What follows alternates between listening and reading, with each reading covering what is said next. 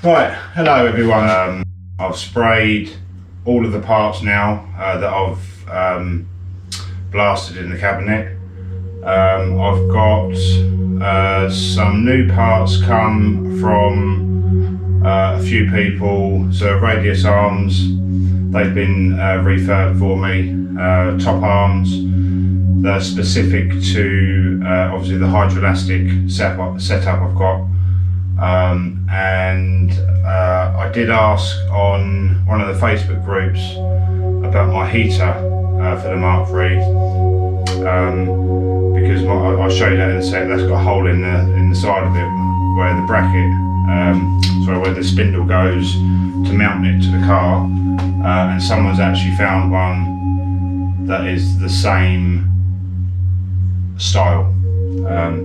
So I'm going to go through that, and also I've got to blast the gearbox, wok and clutch housing on the engine, because it's supposed to be bare aluminium, and I've actually got a lovely tool that will do that without having to send it off and take it apart. So let's get on with it. Right, so all the blasting was done on all the most of the running gear bits that I could. Obviously, then I've cleaned it all up and I've sprayed them all. So this is everything I've done and sprayed. I've had to get new drums because the other ones, the ridge inside was too much. As I said in one of the beginning videos, I'm trying to be a good boy, so I'm trying to clean up as many parts as I can and reuse what I can.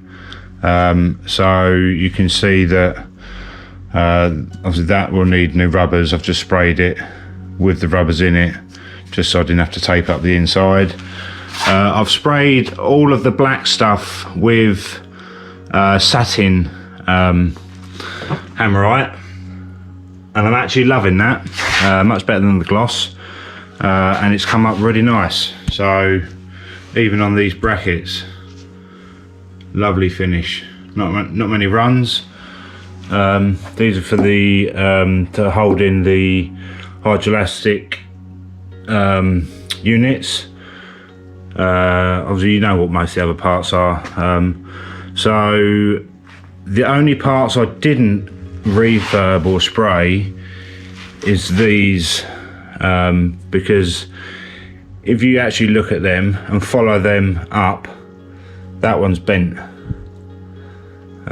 So there's no point, you know, there's no point trying to bend that back into position. It can then go the other way, and it's obviously been lifted up on the by a jack or whatever. So yeah, so I'm just going to get new ones of them. Obviously these ones are sprayed in silver. This clutch slave cylinder, they always come bare cast, so I've just give that a coat of silver hammerite. Obviously they're the brake calipers. I have taken the pistons out, but I haven't taken the rubbers out yet, but I am going to refurb them. I've actually got the pistons for that, because I bought them for the ERA calipers, which I didn't actually use in the end. But they actually fit in there. They're exactly the same size for whatever. I don't know how that works out. That's the brake thingamajig. You all know what it is. Right, so these top arms were just ones I had. I was going to actually do, they were in the scrap bucket, and I thought, Mark, don't be silly, you're supposed to be being a good boy, refurb them. So I've just got to take the needles out, then I can spray them, and then they'll be good for something. These, obviously I haven't done anything with them because I believe they're both maintenance services, so I don't really want to do anything with them anyway. These, I've probably said in another one, these are too far gone for my liking. They're too pitted, so I'm just going to get new ones of them. The discs, I think they're original. Yeah, they are. I just think for me, they're probably, it's probably worth just replacing them. Back plates, same for the back. They were just, they're too, you know, for me, I could reuse them, but they're just too pitted. They're going to look awful when they're sprayed, so I have to get new ones of them. These were the drums. That one wasn't so bad. It's the ridge in there, and it showed quite badly on the shoes. So yeah, so that's that. I've got the front and rear loom to send off to Wide by Wilson. Although I can just buy a new loom, he's going to, I want some bits added into it. So I want a front heated windscreen control added into it, a USB point, and this rev counter. It came with wiring, but I just want it built into the to the loom with a little plug on this bit here, just so I can unplug it if I want to take it out. And we actually, I mean, to be honest, the loom's 50 years old. The cables or wires are going to be brittle in places, so while I got it stripped out, I might as well just put a brand new loom in. It'll last another 50 years then. But also we did have an accident last year, and some of the wires in here started smoking, so that's why there's black tape on there. So we, you know, it's too far gone for me. It may have been played with a bit. And what else did I want put into it? Oh yeah, so it was the rev counter, heated front screen, and the USB. So that's that. Right, so on the engine gearbox, so I don't want to take the engine apart. Obviously it's a Swiftune built engine. It was still running fine when I took it out, but the gearbox, wok and clutch housing are not supposed to be black, they're supposed to be bare aluminium. So I did ask Keith whether, you know, I could take it apart without doing any sort of damage or whatever. He said no, so I thought, well, how am I going to clean that up properly? Well, last year, you know those, you get ads on Instagram and Facebook selling silly things. Well, they were selling this silly thing. It's a handheld sandblaster, and I thought, oh, that'd be handy, but I better use that for something. And it just sat on the shelf, never used it, never tried it until now. So I've just gone outside with me soda blast abrasive media and tried it, and after a few seconds it's come up like that. So I think what I need to do is cover, you know, take things like the radiator off, probably the distributor cap, and plug as many holes as I can. I'll probably take the dynamo off, fuel filter, but keep as much on it as I can, fill any holes in, or plug any holes so the soda blast doesn't get inside. and then I'm going to blast the whole of the gearbox. If I get onto the block, it doesn't matter, because I'm going to paint the engine block and cylinder head again anyway. So yeah, it's been a busy few weeks, but I spent hours and hours cleaning all that up and spraying all that, but you know, you lot don't want to see the ins and outs of that, and can be quite boring. But yeah, I'm actually satisfied that I've spent the time and cleaned all the parts up. You know, obviously it's going to save me a few quid on the build, and it's kind of therapeutic, some of it. So yeah, I'm pleased with how all that's come out, and I am loving the satin black over the gloss black. And mine was actually satin black, not gloss black, in a satin can, Keith. Right, so I'm still waiting for the shell to come back. It's been over 4 weeks now. I spoke to them last week, and they said it'd be ready this week.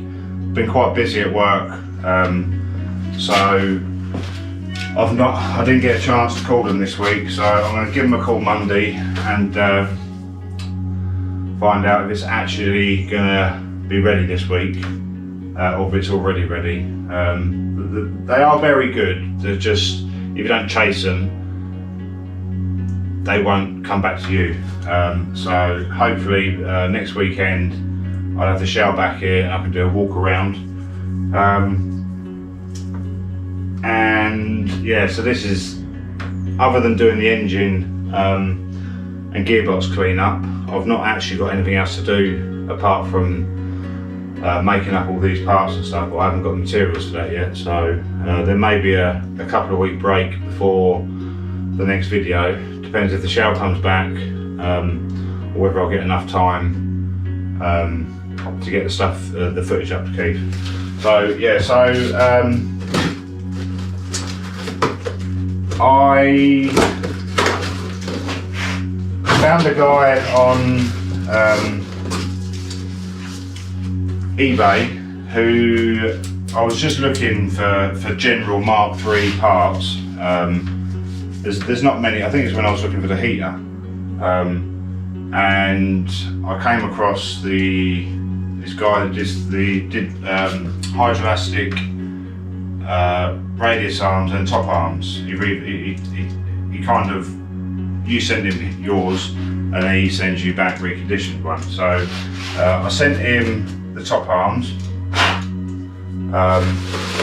and these are what have come back. So that's them. And then I've got, what are these? That's the hydroelastics.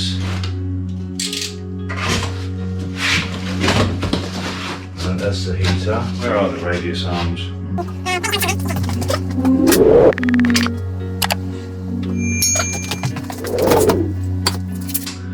Yeah, so I already opened them because I got them weeks ago. So the top arms that I took off, I sent them to the guy. Now you notice that one looks slightly newer than the other. The reason for that is when I sent him my top arms, this hole here, someone had drilled it badly, so it was off center, which obviously throws all the geometry off a little bit, but it doesn't help it. So luckily enough, he had a spare one, so he sent these back. They're fully painted in satin, all new rollers and stuff in them. So yeah, I'm happy with them. I think they were 50 quid refurbed, and these are the top arms, sorry, radius arms he did. These are Now I can't remember why they're different, but these are specifically for hydroelastic.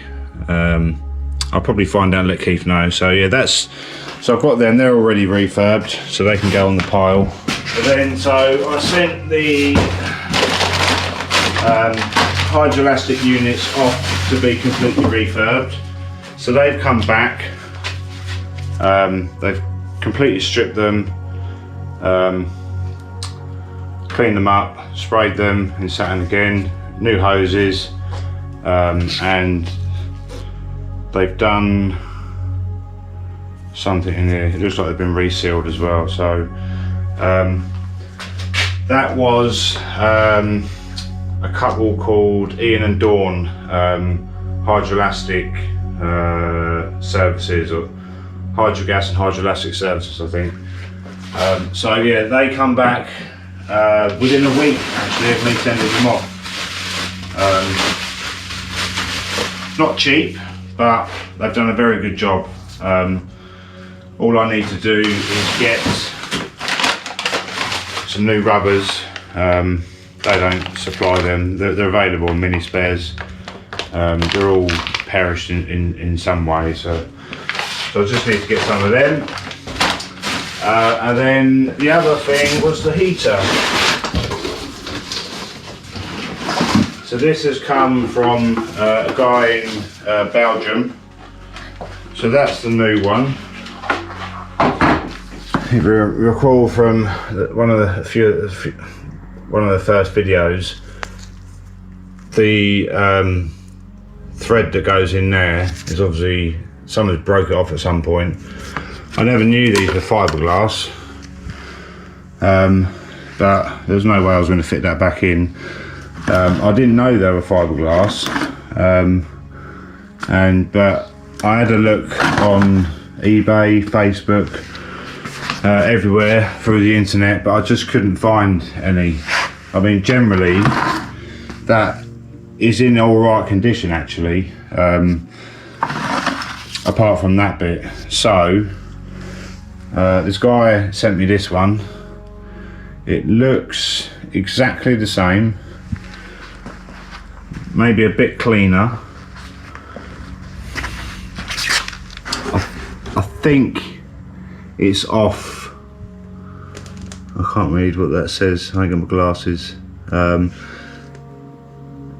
It's made in France, so it's not a Smith's one, which is a shame. So what I might do is just nick parts off of that.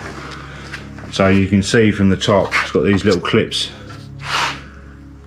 here.